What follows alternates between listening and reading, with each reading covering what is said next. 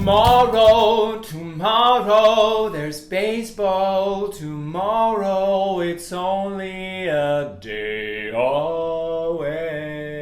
Hello, everybody, and welcome to episode 4 of Bondy on Baseball. I could not be more excited. There is baseball tomorrow. Spring training baseball, but still baseball. Baseball tomorrow. Baseball tomorrow. Come on, guys. Say it with me. Baseball tomorrow. I have my baseball hat on. Did you get it? Ross Atkins and Charlie Montoya sat down with Vlad Guerrero Jr. a couple days ago and had the discussion with him about whether or not he was going to be playing third or first. They told him, get ready to become a Gold Glove first baseman. Now, that's not to say that he's not going to play third. He is going to go back and forth, I believe, but predominantly Cavan Biggio is now going to take the third base role. I think that's good for Cavan because he is an incredible utility player. You can pop him in the outfield. He came up as a second baseman, but now he can play first. He can play third. He's an incredible guy to have on our team. Back to Vlad.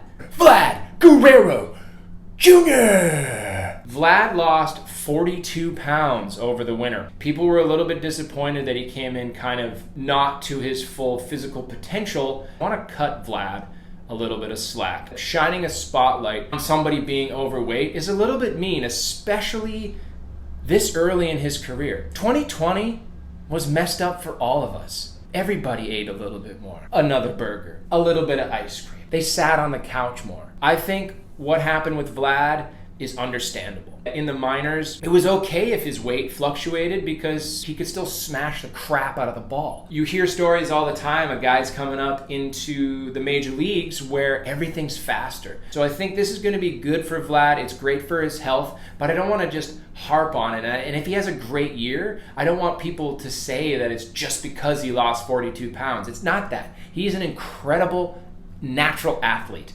Back to why they want to groom Vlad as a first baseman.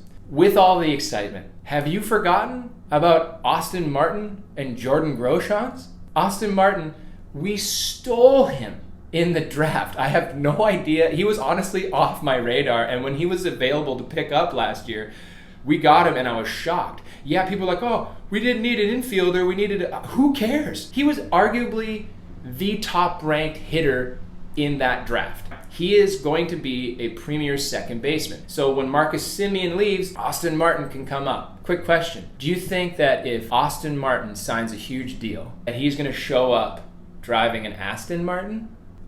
Jordan Groshans ranked number 46 in MLB top 100 prospects. We're going to groom him to be a third baseman. Austin Martin's second base. Obviously, Bo's going to be short, and Vlad's at first. We don't want Vlad to end up just being a DH. This is a perfect opportunity for Vlad to do this, and I think he's going to excel. So the way I see it, Cavan is going to lead us off from the left side. He's going to play third base. Then George Springer.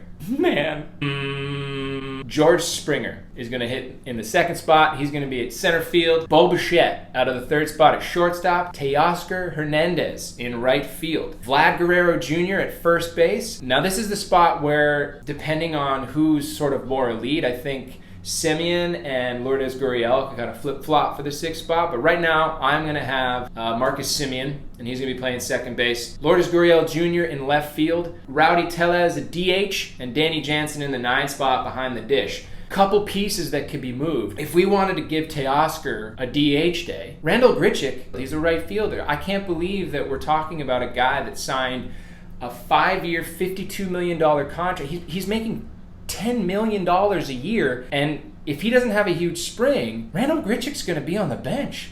But what a guy to come off the bench. Teoscar can have a DH day from the 4 spot. Randall Grichuk can go into right field, and then Tellez can sit down against lefties. Against lefties, it's going to look a little different, but I'm still going to put Biggio at third. You might want to put Semien in the leadoff spot and move Biggio down a little bit against lefties, but I think we're still going to lead off with Cavan, Springer, Bichette, Teoscar in at DH, Vlad still at first base, Marcus Semien second, Lourdes Gurriel left field, Randall Joe Gritchick in right field, and then Danny Jansen. Couple of comments from the last videos. Jeffrey Roth, 22. Rote! Inside jokes. We all need them. I said Bo was going to have the biggest year. Jeffrey says that Vlad is going to be the most prolific hitter in Blue Jays baseball. What's incredible about this is there are enough guys on this Blue Jay lineup that could step up to that spot. Obviously, Bo could have a big year. Vlad could have a big year. Biggio could have a big year. George Springer could have a big year. Teoscar Hernandez could have a big year. Are you getting these goosebumps, folks? They're young. They're exciting. Going into the spring, it looks like that we're all healthy. That's a huge thing for us. We're making a run for it right now. Bo Bichette was heard saying that he'd be disappointed if we didn't end up with a trophy this year. I love the drive of these guys. They're pumped. Blue Jays baseball is upon us. And it starts tomorrow in spring against the New York Yankees at 105. Thanks for tuning in. Shout out to everybody that comments. Couple things to look out for. Bondy on Baseball is going to go live on Instagram with some interviews. I'm going to talk to some of my best friends about their favorite teams and discuss some big trades that have happened in their lives. So look out for that. I'll let you know when those are coming. Thank you for tuning in, guys. And this is Bondy on Baseball. Take care. Hey, Bondy, you up?